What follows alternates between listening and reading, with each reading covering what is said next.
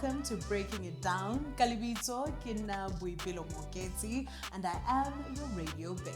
Today we are joined by. Wait, hold on. K9 Star, isn't this your show? It's supposed to be my show, but now she's taking over. Man.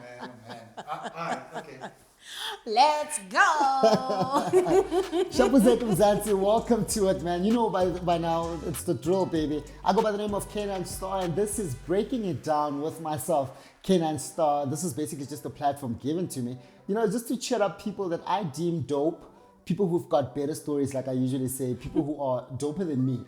And today we've got the prestigious BOIPELO MOOKETSI. Hi. The radio bay, if I may add. Period. How are you? I am fantastic. How are you? I'm awesome. Awesome. It's good to see you. It's good to see you. I'm happy to be here. I'm happy that this is happening back home. Right. I don't think I've been interviewed by you before. And we're both like radio people. So yeah, I'm excited about how this is going to go. You know, funny enough, I was just thinking about it this afternoon. The fact that, you know, with most of my interviews in Joburg, you've always been on the other end of the mic. And today's my turn. That's why when you took over, I was like, what is going on? Are we going back to you taking over? You know me. You know me.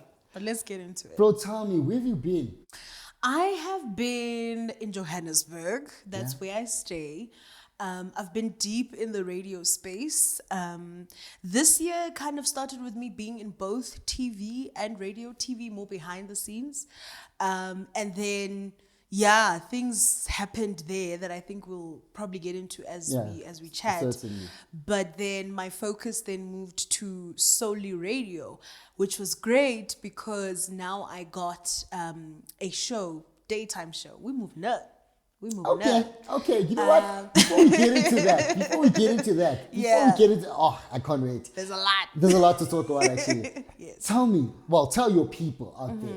For those who don't know you, I know for a fact there are people who want to have that conversation with you, who want to ask you questions, but are so scared to do that because, you know, if you move up a notch in life, people start being scared of you and stuff. So break it down for me. Tell me where it started for you. Who are you? Where are you from? The works. Okay, cool. All right. I've actually never had to answer that question in an interview. Okay, I have, but not like one that's recorded. Yeah. But anyway, I am BOIPELO. I'm from Kimberley originally. The dream of radio kind of came when I was in grade 10 for me. I entered a OFM Harip Kanstifius workshop thing in high school where we had to audition in front of each other. Firstly, it's 3 different high schools. I think it was Girls High, Boys High, and Northern Cape, and Technical High. So 4 different high schools. And we did it at the William Humphrey, I think, museum. The museum. We did it there, and we were all in this like room where it was like lots of us, and they were only going to choose 7 to go on this OFM tour where you actually go to OFM, which is in Bloem, and you get to spend a day in the studio with the presenters and the producers and just see the world of radio firsthand. And so when I heard, I was like, there's no way I'm not entering, because also my English teacher at the time was like, you're so eloquent, like you should really do radio. Yeah. And I was like, I want to do radio, actually. So I entered and I auditioned. I remember I actually even listened to Melanie Bala that morning. And she's one of the people in radio who I look up to. So I was like, I want to do a weather report and sound like her, but like sound like me as well. And so I was memorizing what she was saying and writing it down. And I was like, I'm going to do that. And I did that, but I added a bit of me as well. And everything went well. You know, like when you audition and everyone's clapping hands like, oh, this one is going. And I was just like, I'm going. I was just like, I'm going. And then the next day they announced the winners, and 7 of us then went to OFM that weekend. And I kid you not, the minute we walked into the studio, because now it's very high tech, everything is top level. You walk into the studio, the desk looks so intimidating, but you're just like, I want to know what all these buttons do. And we spoke to the presenter. They gave us some challenges as well. And from that day, I was just like, there's no way I'm not ending up in radio. Like, there's absolutely no way. And beyond radio, I've just always been a very, I'd say, creative child, because I was part of a lot of cultural activities, not sport, as we can evidently tell. I'm not a sports girl. But cultural wise, sign me up, drama, public speaking, choir, debating. Yeah. Like, I was that child. So yeah, I'd say just the creative industry as a whole, I always knew I'd end up there. And so, yeah, man, fast forward to me going to varsity. At the time, my sister had just graduated from WITS, the WITS Radio Academy. Yeah. And she was like, you know what, just try going in at VOW FM. And I was like, I don't see why not. At the time, they were actually looking for presenters. And I put together a demo, I guess. I recorded it on my phone. And I just sent it to them. And they shortlisted me. I went for an interview. I got the job. That was 2017. And yeah, I volunteered basically at VOW for 4 years. Wow. Yeah, because on campus radio, they don't pay you unless you are, I don't know, I think it's UJFM that pays. I stand to be corrected. But Voice of Wits doesn't. So I took it as my learning ground. I took it as the space to make all the mistakes, learn, meet all the people. VOW FM allowed me to create such a good network for myself, because now I was seeing myself in spaces that I wouldn't have had access to if it wasn't for VOW. Talking to different agencies, whether it's PR and marketing, to events and getting into those kind of spaces. So it allowed me to do that. And I remember one of my producers was just like, just use radio to get into other things. And that's exactly what I've done. When I invite someone onto my show, there's a reason why. There's either a relationship I'm building, an opportunity I want to capitalize on. Something must lead to something. So it's all intentional, So yeah, started in high school, went through to varsity.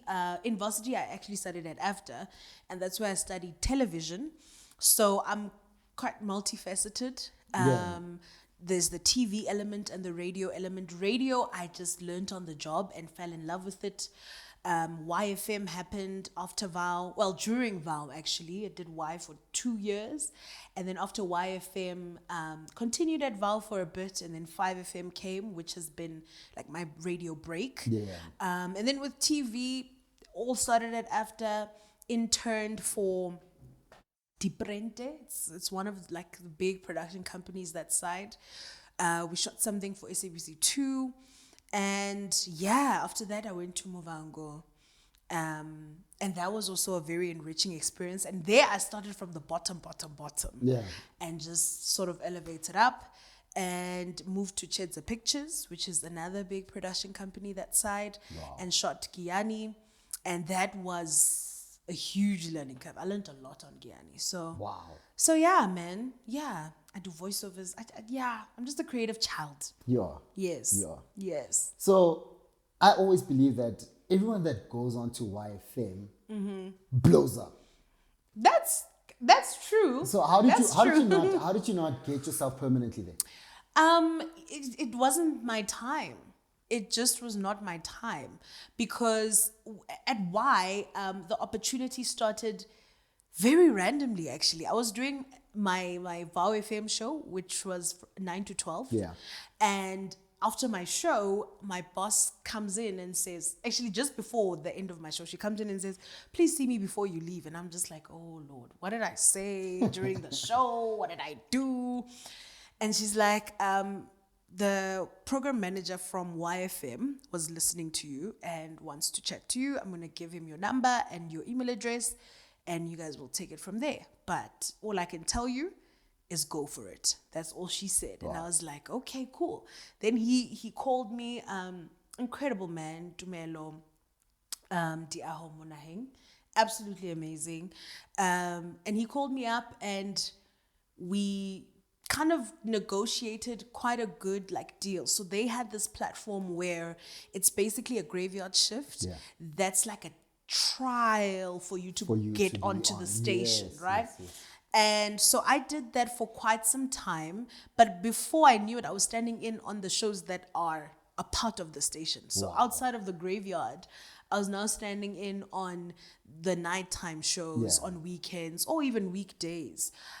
So yeah, but I believe that it was not my time at the time. And he asked me a very important question, and I can now answer it. But he just asked me who is BOIPELO and what does she sound like on air, and what am I selling when I sell? Everyone has their edge. You're either the music guy or you're the girl who's woke, Yes, or yes. everyone has their thing. So he was just like, I'm gonna need you to find your niche. And I took that in my stride since that day. And even at Y, I think that's when I started learning who I actually am as a broadcaster. So I'm very glad for that chapter. It happened for 2 years.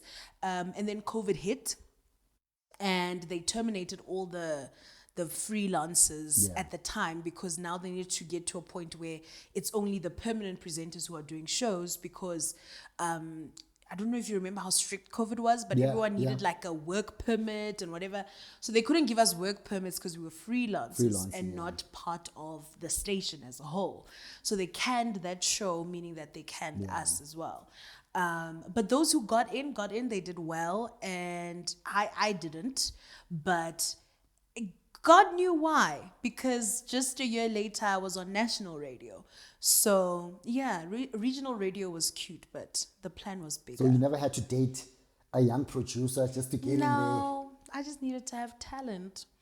So no one promised you Honestly. anything.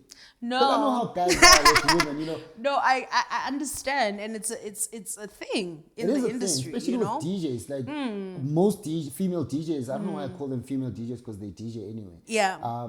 They are always compromised. Yeah. You know what I mean? They always Yeah. have to sacrifice something, and it's always physical. You know what I mean? For them to actually make it. I'm not going to mention any names. Yeah. Because we know deeper stories. But, I'm sure you do. you know what I mean? So you've never had a problem with No, I've never. I've actually, every time I hear the stories, I'm just like, I know it's real because of what I've heard, never what I've experienced. I've always been in situations where my talent and work and consistency has gotten me into opportunities. Yeah. I've never had to flirt or do anything with Yeah. anyone.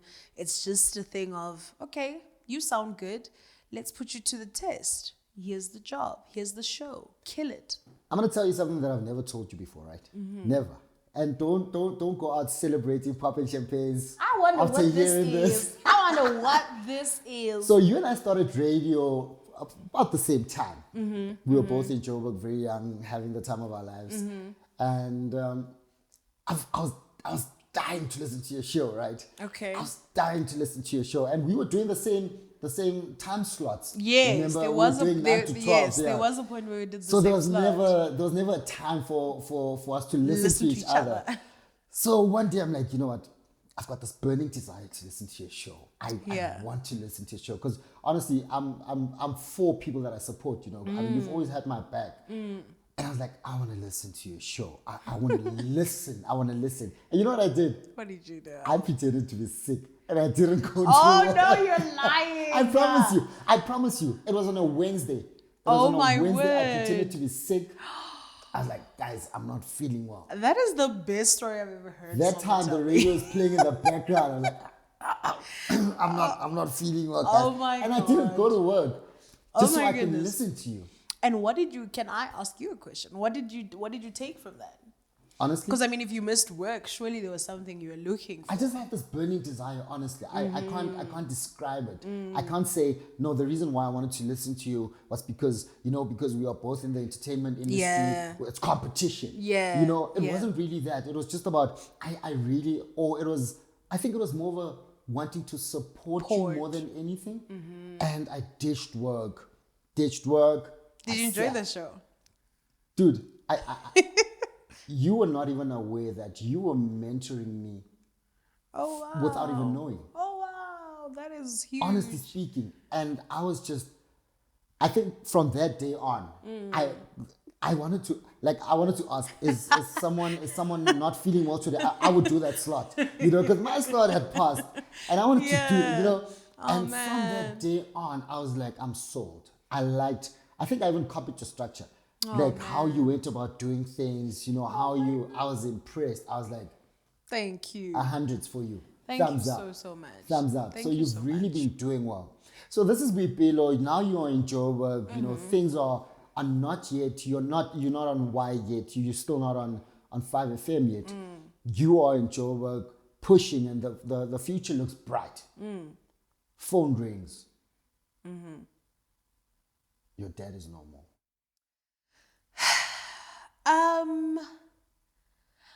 It didn't happen when I was in Joburg. It happened when I was home. And I think already because it started happening, I'd say in stages, right? So September is when it started going down. Depreciating. Yeah. And I remember he initially had a surgery in Kimberley, then had to be moved to Bloem, and that's where he was until his passing. But there was a time we visited him in Bloem, and at the time he was still at a rehabilitation facility for movement. So he needed to get back movement in his left side. But he was still himself, he was healthy, normal, he was fine. He could talk, he could comprehend, he was my dad. And then he needed to be moved to a hospital facility for some procedure that they couldn't do at the actual rehab center because it's not a hospital really. So they moved him, but in order for this procedure to happen, he needed to get a certain dosage of medication first, right? And so they dosed him up, but what happened was that they didn't have an oxygen tank to match the level of the dosage he had, because of what he was getting into his body, breathing on his own is not a thing. So they're running out of oxygen, and they are literally flying with him through the hospital on the bed, and he just keeps on saying, I'm dying. And I'm just like, there is no way this is happening. And so we get to this room where they resuscitate him, and I'm with my brother, mother. Yeah, my brother and my mother. My sister wasn't there on that day. And I was just like, it's over. That's like, can't be happening. this is crazy for And him you can to actually even hear him say, say, "I'm dying." Yeah, he's just like, I can't do it. I'm just like, there's no way, dude. What are you talking about? And we're like literally all panicking and rushing into where they resuscitated him. And they were able to resuscitate him and all of that. But now he was in a coma, I suppose, until he's dead after that. So that day was very traumatic. My mom's ringtone became the bane of my existence, the freaking start of my anxiety, because I was just like, ooh, if that phone rings and I hear anything about my daddy being gone, I'm gonna scream. So that night, we were all very traumatized and very down, obviously, because of what we had witnessed. And it was so crazy because this was the same person who we were chatting to an hour before it happened, and I had actually gotten straight A's that semester, and I was just telling him that, and he was just like, Psh, I'm not worried about you. I know you got this. He was teasing me about because I was also in starting out my makeup era, so I was red lipstick, bold eyeliner, big earrings. He's just like, oh my goodness, this child and her face and her red lips. So he was teasing me about that. So for the switch to happen from morning to afternoon to where now we are literally so anxious about whether or not he'll make it to the end of the day was hectic. And so, weeks went by, and then it all happened in October. My mom and sister were in Bloem at the time. And I think there was also such a profound reason in us not being there that day, but my sister being there. And by us, I mean my brother and I. But my sister being there with my mom, because there's a certain level of strength that those two women have that is absolutely unmatched. And so I remember, I think Generations was playing just in the background because, I don't really watch it. But I was in my room with my cousin, and one of my uncles walked in. And the minute he walked in, I just knew what was coming, because this is like, it's one of those uncles who don't normally come to your house. Yes. You know, they just like, you see them at funerals, at weddings. Yeah. And so when he came into my room, I was like, wait for it. And then he told us, and I just remember feeling very numb. And yeah, I went downstairs, and already there were people starting to come who had heard what had happened. And as you walk into our house, there's this big portrait of my mom and dad, and I just stood there and stared at it, and I was like, wow. And I turned, and there's people already making tea. I'm like, whoa. You gotta prepare. Like, you gotta be prepared. I'm like, whoa, we're still processing. And I just rushed out and went to the side of where the garages are. Yeah. So I left the front part of the house, went around to the garages, because now there's a few cars already, and I'm just like, this is a bit much. And I just broke down there. And I called my mom, and I was just like, is it true? And she couldn't even talk herself. And my sister took the phone, and she was like, yep. And so it was a very painful and traumatic experience. All of it, very surreal as well, because I think we all like immortalize our parents, and we think that they're never gonna go. That's true. So yeah, man, it's something that took a huge knock on me at the time. I think I only properly started processing it the following year though, because I went back to Joburg and just went back to school, and just kind of took like a break from just wanting to be this passionate person with big dreams and whatever. I was just really going through loss, you know. And then the following year, I think that loss is what fueled my desire to want to succeed, because my dad was very confused as to why I wanted to go into the career path I wanted to go into. Because with my siblings, they went to a very academic university, studied very academic kind of, you know, fields. And I was like, no, I want to go to AFDA and study TV. He's like, what? There's absolutely no way. What is that? Where is AFDA? What is going on with this child? And my sister played a big role in like convincing them that actually this is a thing. This, you know, this is a lucrative industry. He started talking to some of his friends, found out that some of his friends' children also go there, and they also just like, yeah, just, you know, do it. He read up on it, and him and my mom, you know, were just like, let's see where it goes. And I remember when I moved to Joburg, he's just like, I see you doing big things. I see you succeeding. I don't fully understand your field yet, but all I know is that you'll make it. You'll make it because you work hard. You're very confident. You speak very well. Because, I mean, I was doing public speaking and debating and all of those things. So they could already see that, like, yeah, maybe we have a star here. So he really believed in me, and so does the rest of my family. So it was a traumatic time, but it fueled a lot of my passion. Yeah. So after that, you go back to school. You're still not okay. No. Right? You know, I'm clubbing. You clubbing. You're clubbing. going wild. We're just in the background Drinking. seeing all these things, right? And I'm worried at the time. I'm like, this is not you. Though you do go out, you do have, you know, but I think it was a bit a lot at the time. I don't think it was a lot. I don't think it was a lot only because I knew when to stop. I didn't overindulge in anything. If anything, like when you're a student, you can't overindulge because half of the time you don't have mind. But like any opportunity to while out, to go out, to drink, I take it because I'm just like, I don't have time to be with my thoughts right now. But you grow older and you become comfortable with your thoughts. I'm very comfortable with my thoughts now, but at the time I wasn't. I was just like, this is heavy. It's too heavy for me. Let's go have a drink, you know? So yeah, I knew my limits. I never became addicted to any substance, alcohol, never done drugs or anything like that. So yeah. So you guys are a group of friends, right? I know your girls. And you guys, when you guys are together, it's always lit, mayhem. right? It's always Beautiful lit. times. So tell me, how did they help you get over? Well, you can't really get over it, but how Yeah. did they help you kind of forget?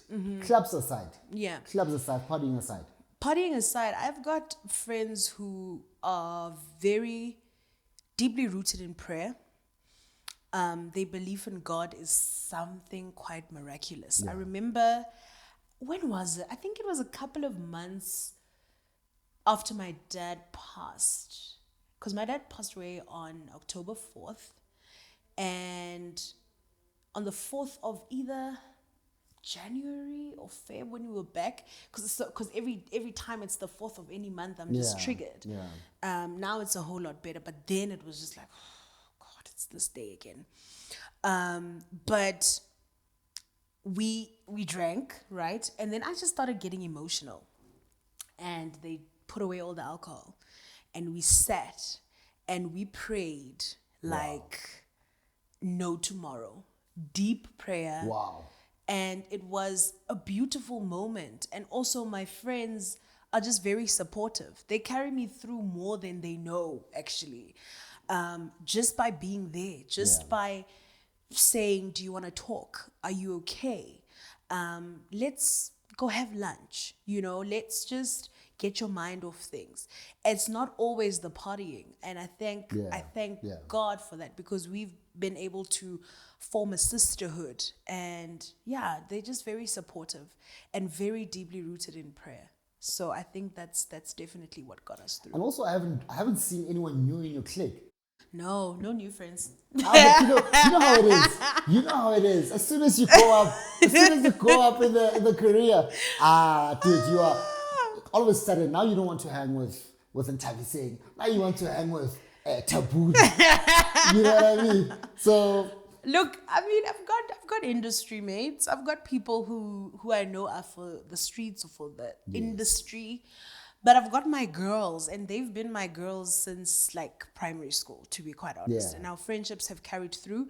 There's been a few who've fallen off, and I won't say fall off in a bad way, just in a way where we outgrow each other. Yeah. But we're still cool, But my main circle is people I've been friends with for a while, and I'll never step aside from that, because what we've been through together is insane.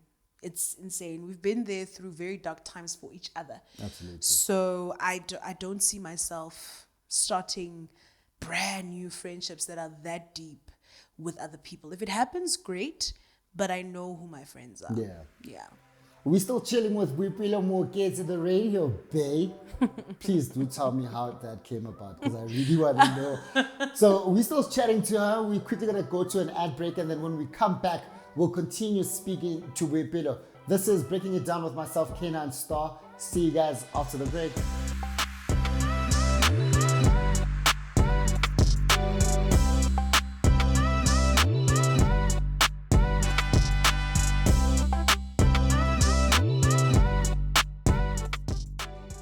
We are back, and we are still chilling with the radio bay, BOIPELO MOOKETSI. I like how you pronounce your name though. Yes. It's very cultural. Yeah, very big part of who I am. And when I got to 5, a lot of people were like, what does it mean? Why aren't you just saying my name is? But I'm just like, there's also it's who I a am. phrase that you in there. Yes, What's that again? Kalibitso, yeah. Kena BOIPELO MOOKETSI, yeah. And I always just say it simply means my name is. And because we speak to such a diverse audience, I will throw in a link where I'll say, I'm your radio babe, BOIPELO MOOKETSI. But when I open the show, at the top of every hour, it has to be Kalibitso. Yeah. And then in between, I'll say, I'm your radio babe. Just so that there's fluidity. So the radio bay thing. Yeah. When did it start? Literally, I was just laying in bed one day, and I was like, I need a phrase. I need a phrase that's going to encapsulate me. Yeah. And I thought of so many different things that day. It was such a random day. And I was just like, Radio Bay. And at the time, I think there was a lady who called herself the Lunch Bay, if I'm not mistaken. And I was like, that's cute. let me think. And I slept on it. And the next morning I was like, yep, Radio Bay is the one. And it stuck. And my programs manager at the time was just like, no, I don't know if Radio Bay is going to work. And I was like, trust me, it's going to work. And it's worked. I mean, some people don't even call me BOIPELO anymore. They call me Radio Bay. Even my sister will answer the phone and say, Radio Bay. And I'm like, exactly. I absolutely love it when people call me that. I remember there was a time I was asked to do a promotional video for an event in Mafikeng. And I was like, yo, so now I'm starting the video, I'm like, so this is K9 Star. This weekend we are, but I was like, something's missing. Something is missing. Yes, that's how I felt too. So all of a sudden, out of the blue, I just went, this is K9 Star, your number one club controller, the best MC in the Northern Cape. And I was like, I think I vibe more with this one. It just came. It literally just came. Yeah. And since then, I've been using that one, right? Yeah. So I'm your number one club controller. You are. If I eventually get tired of hearing the clubs, I don't know what the hell I'm going to call myself. It will come to you again. I also just always think like, what if there comes a point in my life where I'm not on radio? And I'm like, it's not going to go anywhere. Yeah. That phrase, or because radio is just who I am. It's a part of me. It's a part of my creative identity. Yeah. Very big part of it. So whether I do other things, Radio Bay will always carry me through. Do you actually see yourself out of radio? At the moment, no. In the future, I don't know. Maybe it's, sometimes you need a break from things. You need to step back. You need to recenter.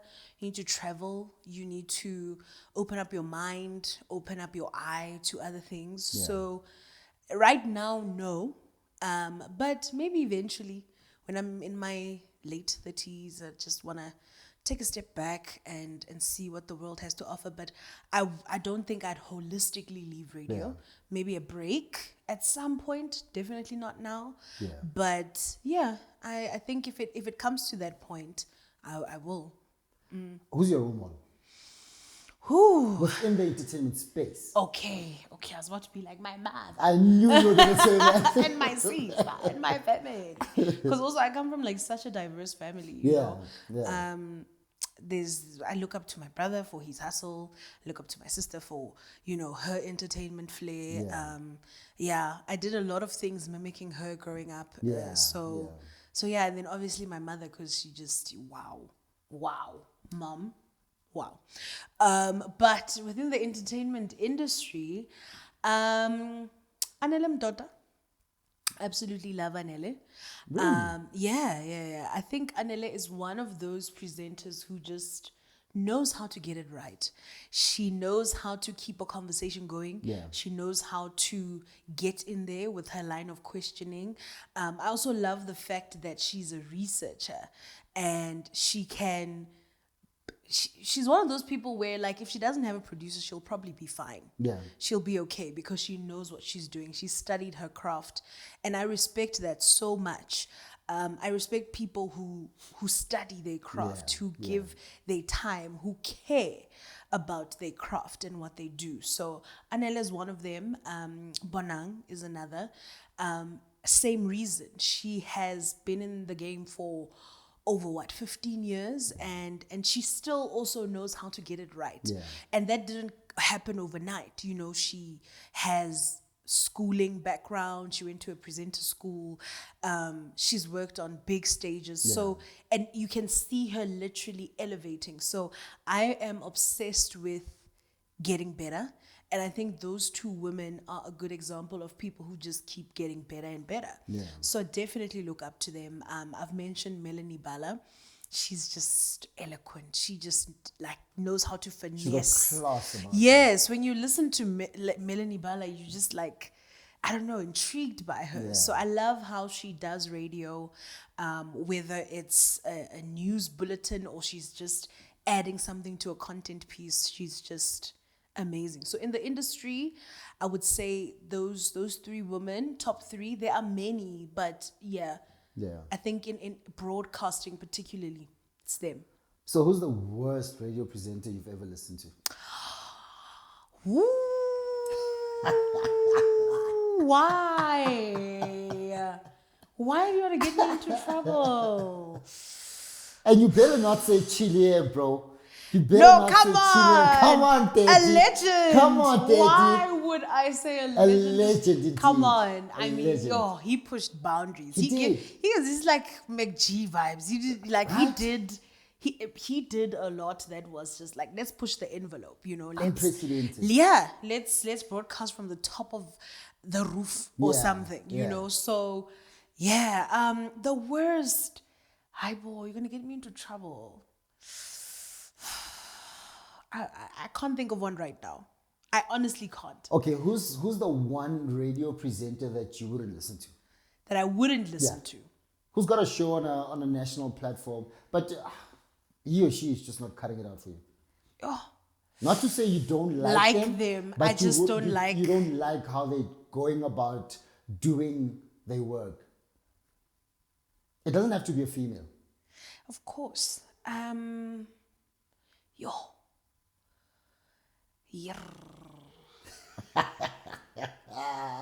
Yo, this is a very tough question.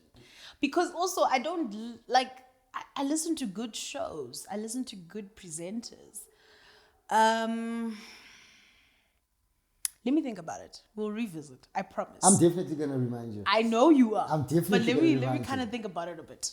Yeah, I'm gonna think about it. Okay. I promise. So now you are in the space where all eyes are on you. Yes. All eyes are on you. We want to see if you're gonna fuck up. We're trying to see if you're gonna, blunder, so we can, trash your career or whatever. Because one bad thing make people forget about the 100 good things that you've done, right? So, what's the worst decision you've ever made?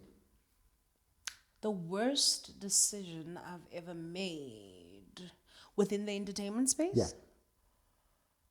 I would say Even going clubbing and not giving a damn.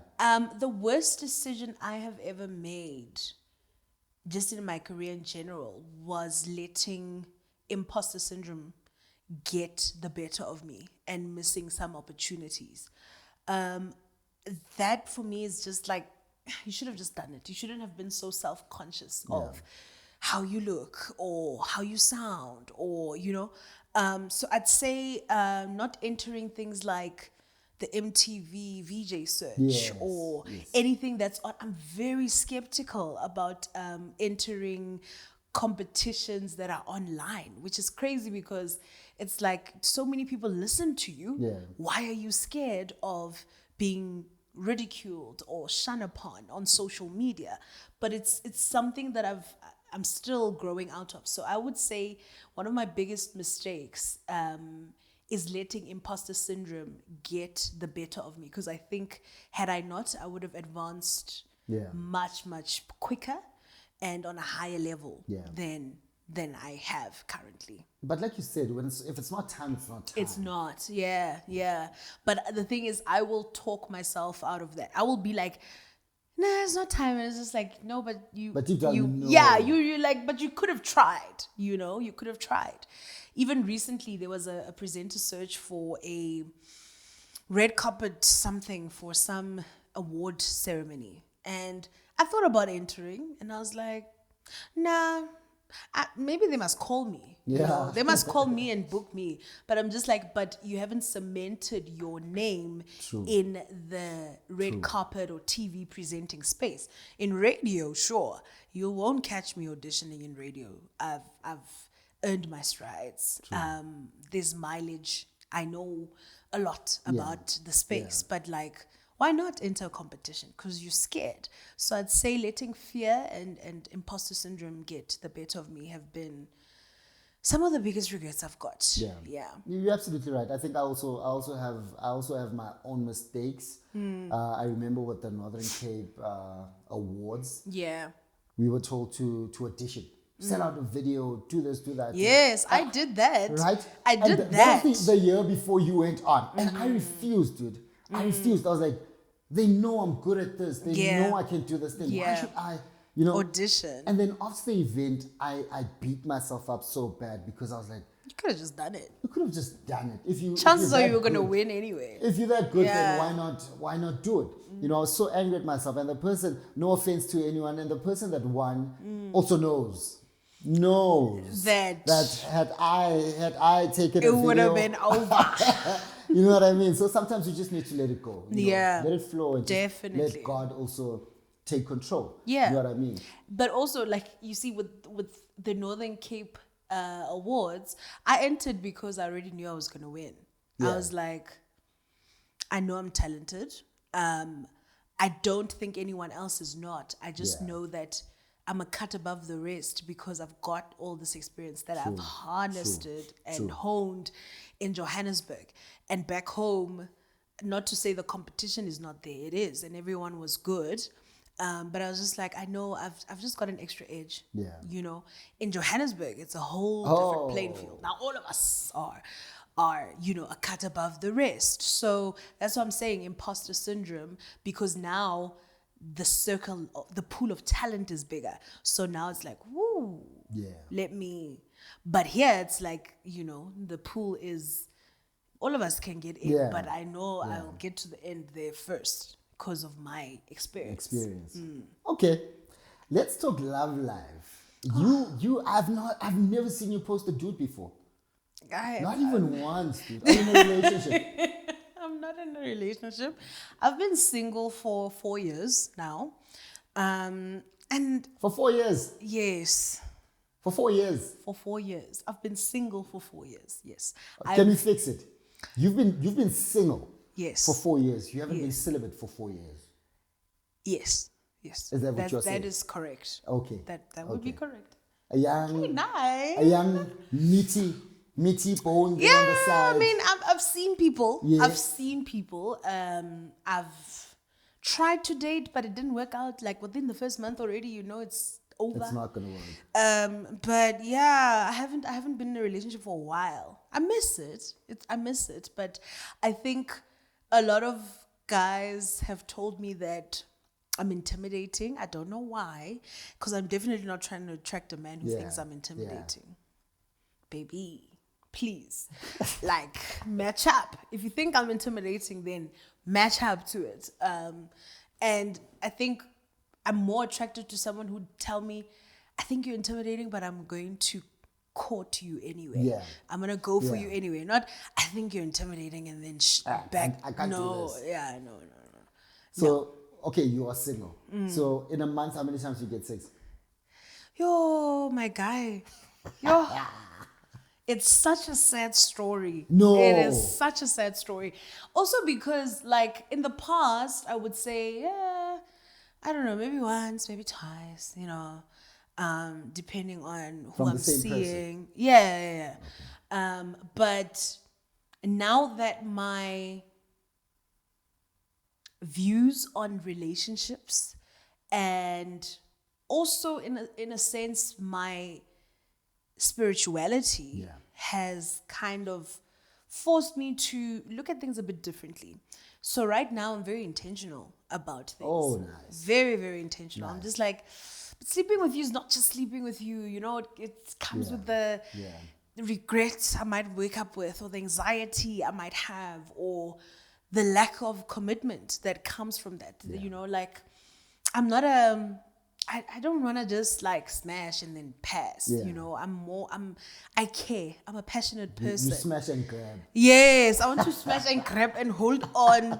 You understand? Yeah. I'm not just like okay, let's see what's gonna happen. Yeah. I mean, I've had those. It's just like, hey, dude, you good for the night? I'm Thank good for you. the night. Thank you. But like,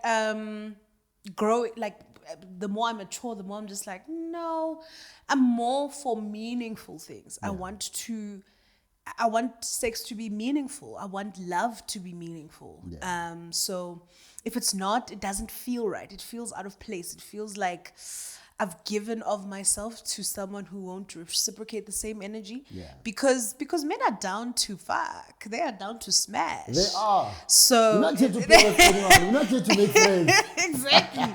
So if I say, okay, let's do it, then chances are they'll do it because they love sex and they want me or whatever. But then the next day I'm just like, was it really worth it? And I don't want to question if sex was worth it ever. Yes. Yeah, because it comes with like anxiety, and Yeah. I Well, I suffer wouldn't from know. anxiety. So I wouldn't know. Yes. I've never had anxiety from a one night stand. Oh, you haven't? I haven't. I smash you tomorrow. I smash you next week. Dude, call your friends. You know, was it? Wow, that was before. Yeah, before you You know, became the man that you are right now. Yes, you know what I yes. mean? So Baba was like, hi. You know what I mean? Yeah. So what's your favorite style? Legs on the shoulders. Get out of here. Get out These of thick here. thighs, yep. Save lives. Yeah, no, they save lives, my guy. Why that one though? It's just, Does it make you come quicker? Just be Oh honest. my You're not God. selfish when you have time. yeah, no, it does. It's just, it goes down, man. It's so intimate because my legs are on you. Yeah. And you're forced to be here. Ah. You understand? So, Goodness. yeah, do that. Give me a bit of a choke there. Bit of a, you know. Not maybe a slap. Maybe Nah, like, nah.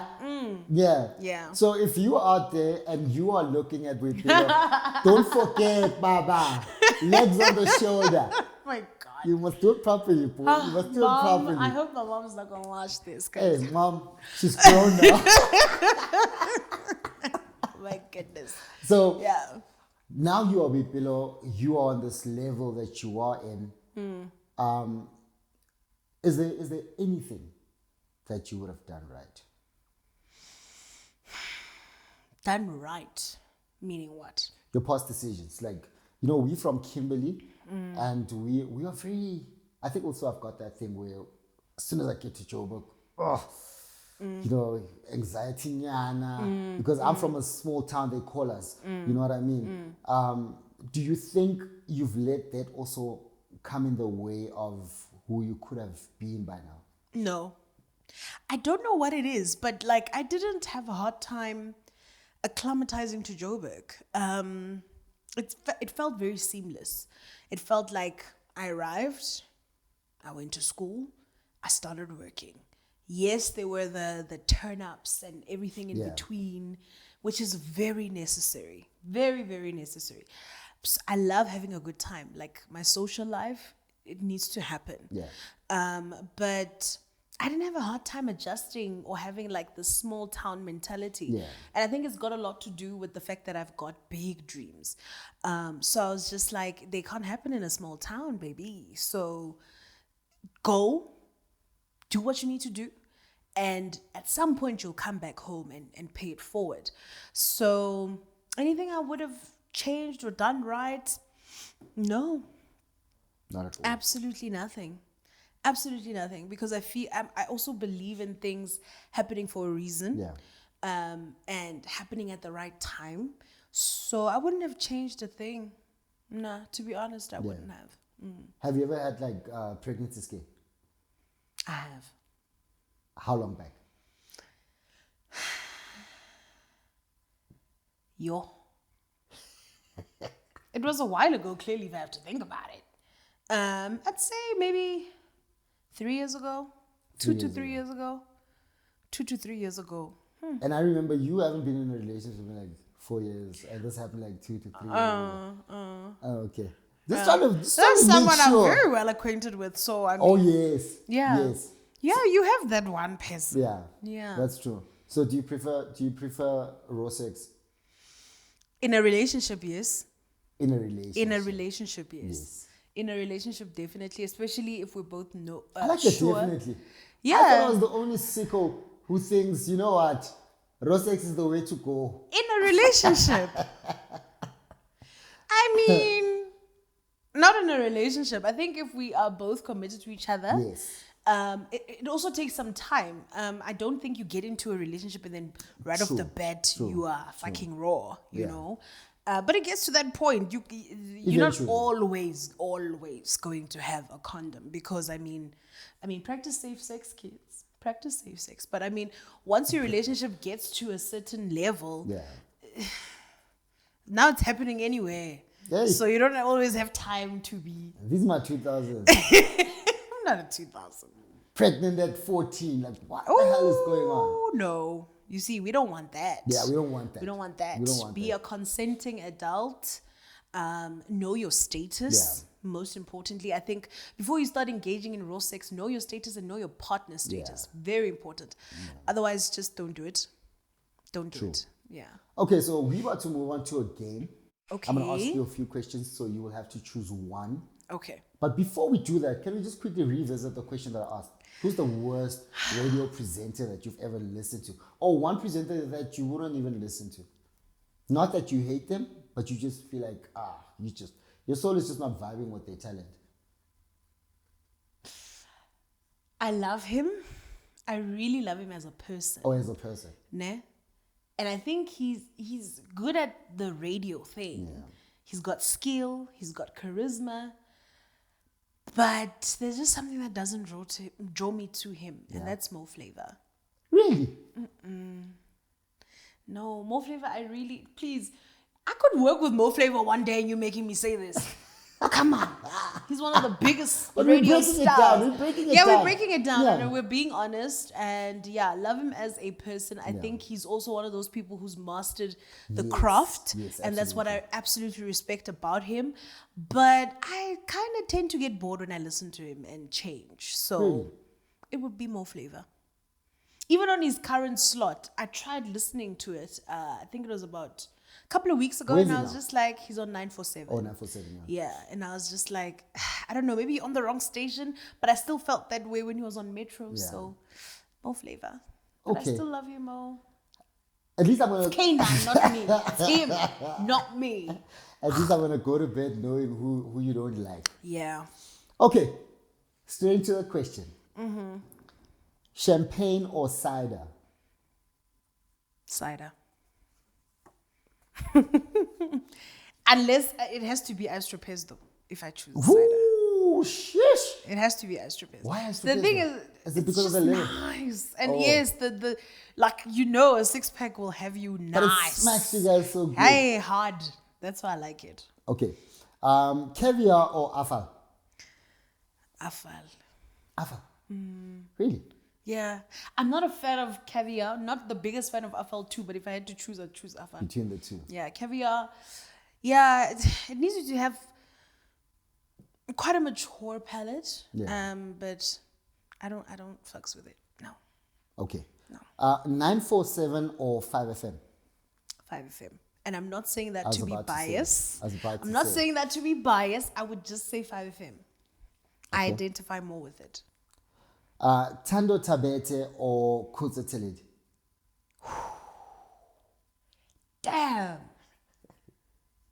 Damn, what a question. I can't choose between the two. But You have gun to my head, Tando Tabete. Can I ask why? Because she has the production side. So she has a production company that actually shot her reality show. It's called Red Hood Productions. And she also does voiceovers and she's a radio host. So her trajectory or the trajectory of her career is kind of where I see myself going. Yeah. You know, owning a production company, being quite cemented in the voiceover space. Kuto is too. Her voice is incredible. So milky. It's like, you know, when you're listening to an ad, that's Kuto. Yeah. So I love both of them, but I see myself more in Tando, just on a career level. Yeah. Yeah. Okay. Going to a club or chilling with your bae? Chilling with my bae. That's why I want one. I want one. Going to the club is tired. I've been doing it since I was a child. 10. No, I'm not going to expose. The first time I stepped into a club, I was honestly 16. I mean, I looked 18, so they Yeah. didn't really mind. But yeah, I mean, I'm 26 now. That's 10 years of clubbing. No, let's get a bae and settle down. Yeah. Okay. Sex with a condom or raw? I've already answered this. This is not on a level of where you are with the person. Your Condom. personal preference. No, your personal Oh, my preference. personal Yeah. Oh, God. But my personal preference is dependent on the person I'm with. Yeah. So if I'm comfortable and we've known each other long enough and we know each other's statuses, very important. Raw. Personal preference, statuses aside.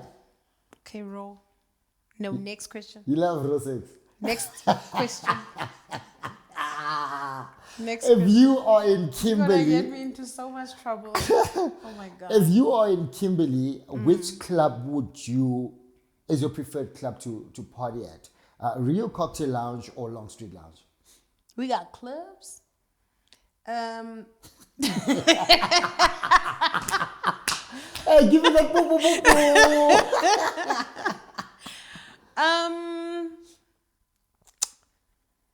Last year I would have said Long Street. Yeah. But now it's the market there is very young. Yeah. Like it's giving 2000, like, yo, Yeah. below you are really old vibes. So I guess Rio. I guess. Last question. If you are partying in Joburg, which club is your favorite? The one is closed though, but let's pretend it's still open. Okay. Taboo or Gonga? Taboo goes up, eh? Right? Whoa. I would say, Gonga. I'd say Gonga. You say Gonga? I'd say Gonga. How much is a six pack of Astropes? I don't know.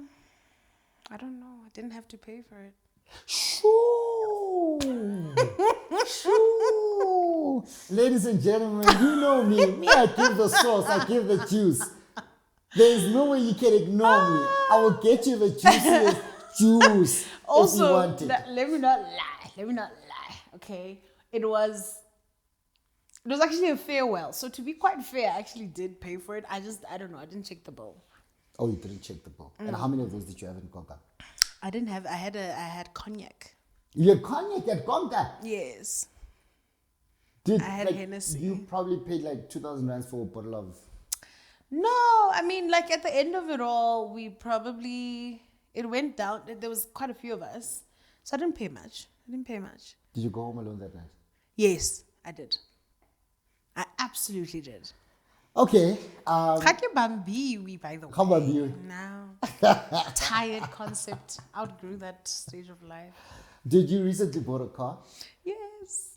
In conclusion, you recently bought a car, and this is not from your trust fund. This is not from any other bay with white, what do you call this? With a long as white beard. No bay. You bought it yourself. Look, it's been incredible having it.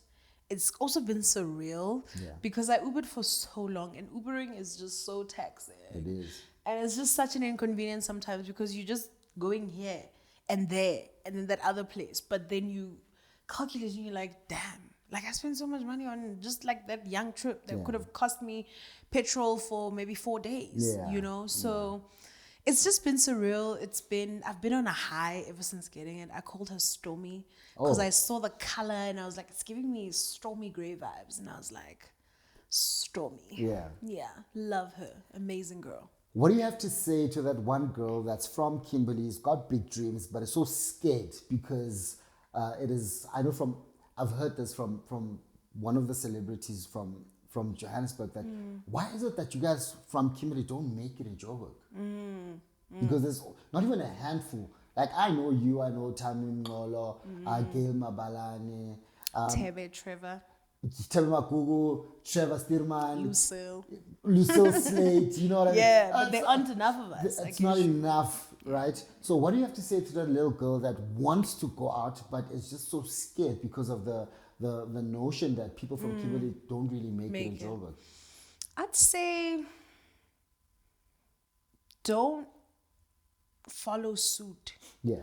Don't listen to the naysayers. I'd say it's possible, you know. Just give it a try. Just give it a shot. I know it sounds very cliche, but it's exactly what it is. You just have to do it. And don't give up your body. No, don't give up your body. Do not give up your body. That's actually should be rule number 1. Yeah. Because that already... The thing is, if you're not going to make it on pure talent and hard work, the longevity you have in the industry is very short-lived, because you're going to need to pay your body forward time. each time. And you're going to get used to Yeah, offering it. you get used to offering Yeah. it, and people will know you as that. People don't understand how incredibly small the entertainment industry is. It looks very big when you're in Kimberley. It looks like, there's like 1 million celebrities. But you go there and you realize that actually the entertainment circle is quite small. The people who are hosting events, hosting people, managing people, like the same people, and you get well acquainted with them if you play your cards right. Yeah. So literally just let your hard work speak for itself. Don't give up your body. That's, I even get chills thinking about it, because I'm just like, until when are you going to do it? Yeah. So yeah, just start. Just start. Yeah. I think doubt is something I am even learning to get over. Yeah. But every time right now it consumes me, I'm just like, do it. Now that you have doubt, prove to yourself that you're going to do it, and you're going to do it well. If you're trying to get into the entertainment space, it's a broad space to get into. You can get behind the scenes, you can get in front of camera, you can get behind a mic. But study your craft, know what you're doing. Network, speak to the relevant people. Yeah. If you want to get into radio, speak to a BOIPELO MOOKETSI, especially because she's from the same city as you, or has a similar story, or you feel like you can relate to her. Nobody is completely out of reach. Just try. Even if, obviously, if you're going to DM Bonang and say, hey Bonang, so I just want to shadow you.